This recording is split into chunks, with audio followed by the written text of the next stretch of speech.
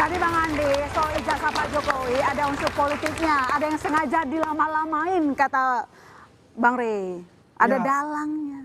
Kalau kita melihat ya, ini kan sebetulnya kalau tidak ada unsur politik jelas itu tidak akan begitu lama untuk ke sini.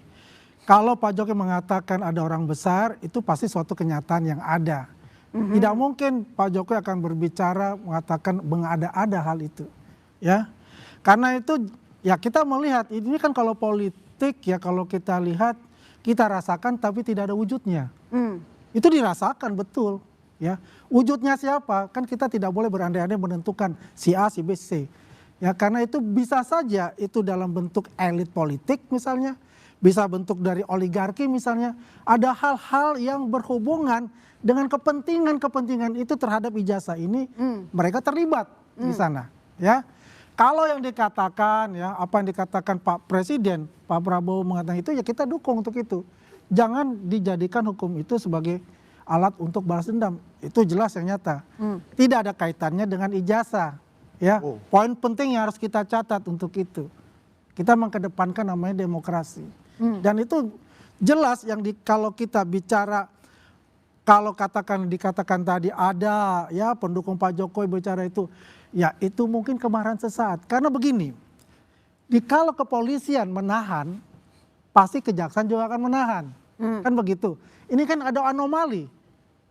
Ditangkap oleh kepolisian, ya kan, oleh Polda, ya, kemudian dibantarkan sebentar itu karena sakit atau apa. Kemudian tidak ada pembantaran.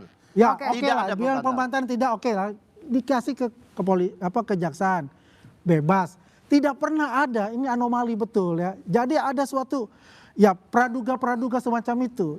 Tapi yang jelas itu adalah wewenang dari kejaksaan. Tidak boleh ada intervensi untuk itu. Oke, sebentar.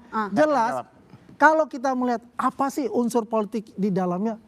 Coba kita lihat, mereka ini kan mempunyai ya klaster-klaster untuk melakukan itu. Ya, berhubungan semua. Purnawirawan, konsen bagaimana memakzulkan Gibran. Korelasinya ini ada semua.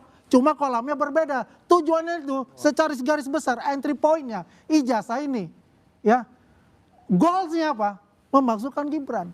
Itulah unsur politik yang nyata yang terlihat. Walaupun politik itu ya tidak secara nyata terlihat, tapi dirasakan oleh semua.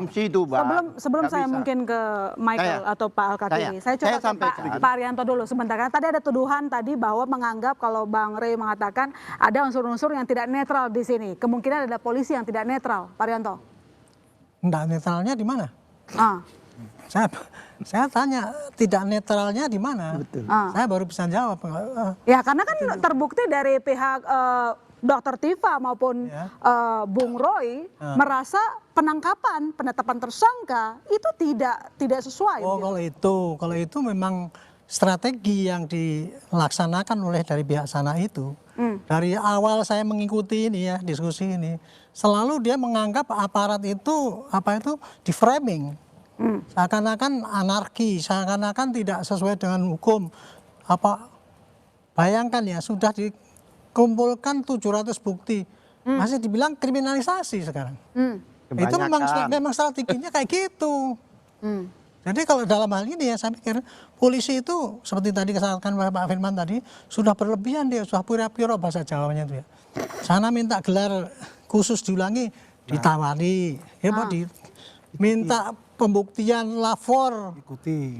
Di UI, di BRIN, kemudian di PM diikuti, walaupun ternyata nggak kredibel kan gitu. Jadi penyidik dalam hal ini sudah melihat melayani dari sana sini.